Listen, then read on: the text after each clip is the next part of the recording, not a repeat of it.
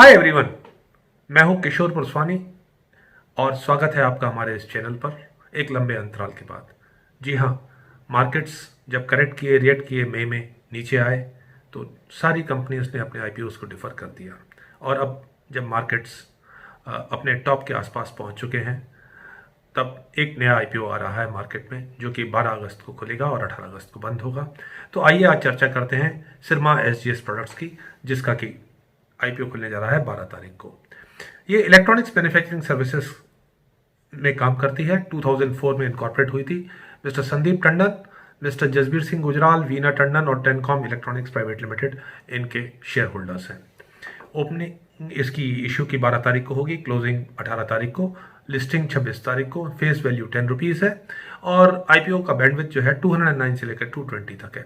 Issue size 840 crore का, जिसमें से 91% फ्रेश इशू है और 9% का एक छोटा सा ओएफएस भी है। लिस्टिंग इसकी बीएसई एनएसई दोनों पे होगी। तो आइए सबसे पहले चर्चा करते हैं इनके प्रोडक्ट्स की। ये पीसीबीए यानी कि प्रिंटेड सर्किट बोर्ड्स असेंबलीज बनाते हैं। RFID radio frequency identification products बनाते हैं। इलेक्ट्रोमैग्नेटिक एंड इलेक्ट्रोमैकेनिकल पार्ट्स बनाते हैं। Motherboards, memory products, solid state and USB drives.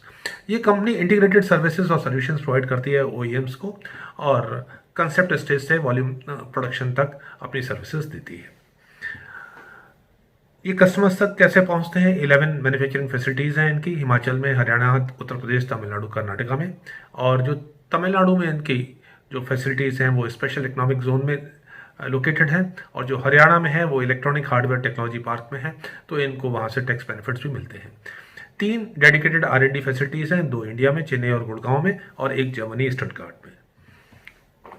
अब इनके एसेट्स की बात की जाए तो यहाँ ये मैं आपको बताना चाहूँगा कि ये एसेट्स जो है इनके परफॉर्मा कंडेंस्ड कंबाइंड स्टेटमेंट जो आरएचपी में दिया है उसके बेसिस पे है। 826 करोड़ से बढ़कर 1154 करोड़ हुए हैं, तो एसेट्स डेफिनेटली अच्छे ग्रो हुए हैं पिछले 3 साल में। और रेवेन्यू और प्रॉफिट की बात की जाए, ये भी परफॉर्मा कंडेंस्ड कंबाइंड स्टेटमेंट जो इन्होंने आरएचपी में दिया है उसके बेसिस पे है। 880 करोड़ से टर्नओवर बढ़कर 1284 करोड़ हुआ है।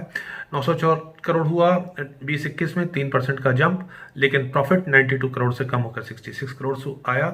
और फिर 21-22 में प्रॉफिट 17% अप गया है, 76 करोड़ हुआ, और जबकि टर्नओवर 42% बढ़ा है। तो रेवेन्यू बढ़ा है इम्प्रेसिवली 21-22 में, हालांकि प्रॉफिट्स उस रेशियो में नहीं बढ़े हैं और इनके मार्जिन्स 10% से कम होकर 7% और फिर 6%। इनके ईपीएस की बात की जाए तो 6.42 मार्च 20 में, फिर 4.58, 5.17। पोस्ट आईपीओ एनएवी 83 के आसपास रहेगा। रिटर्न ऑन नेटवर्थ अगर वेटेड एवरेज लेते हैं तो 14.85। कंपनी ने अभी तक कोई डिविडेंड नहीं दिया है। ये इन्होंने अपने जो पेयर्स बताए हैं अपने आरएचपी में, वो डिक्सन टेक्नोलॉजीज, एम्बर एंटरप्राइजेस, जबकि ये 1:1 कंपैरिजन नहीं है। ये जैसा कि हमको मालूम है एक अच्छा प्रीमियम कमांड करते हैं 931, 157 का, अगर 8 अगस्त के रेट्स की बात करें तो। और जबकि एसजीएस का जो पीई है लोअर बैंडविड्थ पे वो 50.69 का है। Strengths, one of the fastest growing companies in India in the EMS segment. Leading players हैं कस्टमाइज्ड आरएफआईडी टैग्स में, ये एफएनएस रिपोर्ट के सोर्स है इसका। और फाइनेंशियल 22 में जैसा देखा कि हमने टॉप लाइन में ग्रोथ हुई है, लेकिन बॉटम लाइन इनकी स्ट्रेस रही है। कंपनी फोकस कर रही है हाई मार्जिन प्रोडक्ट पोर्टफोलियो पे। अब वीकनेसेस की अगर बात करें तो 11 मैन्युफैक्चरिंग यूनिट्स हैं, जिसमें से सिर्फ 2 फैसिलिटीज़ ही जो है इनको 80% का रेवेन्यू देती हैं, तो डेफिनेटली एक चिंताजनक विषय है। कस्टमर्स इनके लॉन्ग टर्म कमिटमेंट्स नहीं देते हैं और कंपनी ने कोई भी अभी तक डेफिनेटिव एग्रीमेंट नहीं साइन किया है कि कहाँ ये अपने नए प्रोसीड्स के लिए फैक्ट्री इस्टेब्लिश करने जा रहे हैं। जो एवरेज कॉस्ट ऑफ एक्विजिशन है प्रमोटर्स की वो 1.57 से 59.97 तक है। यहाँ एक जरूर ध्यान देना चाहिए कि कंपनी एक प्री आईपीओ प्लेसमेंट लाई थी 290 पर शेयर की, लेकिन मार्केट के सेंटिमेंट्स को देखते हुए उन्होंने अपना शेयर प्राइस अब 209 से 220 तक डिसाइड किया है। Objects, funding capital expenditure, requirements for the development of an R&D facility expansion, जैसा कि हमने चर्चा की, जिसके लिए अभी उन्होंने लैंड की निश्चित नहीं किया है। Funding long term capital requirements और जनरल कॉर्पोरेट पर्पसेस, तो रिटेल इन्वेस्टर्स के लिए कोटा 35% है। ये अगर की टेकअवेज की बात करें कि हमको करना क्या है, तो टेक्नोलॉजी फोकस्ड कंपनी है, और EMS में जैसे हमने चर्चा करते हैं काम करते हैं।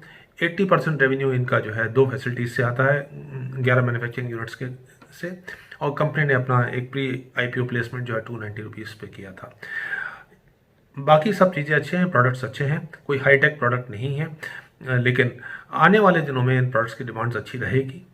लेकिन अभी वैल्यूएशंस इनके स्ट्रेस्ड हैं, तो हमारी सलाह ये रहेगी कि सेंटिमेंट्स को देखते हुए अगर इस IPO से हम दूर रहें तो बेटर रहेगा। बाकी एक इन्वेस्टर अपना डिसीजन अपने रिसर्च के बेसिस पे या इस एनालिसिस के बेसिस पे ले सकता है।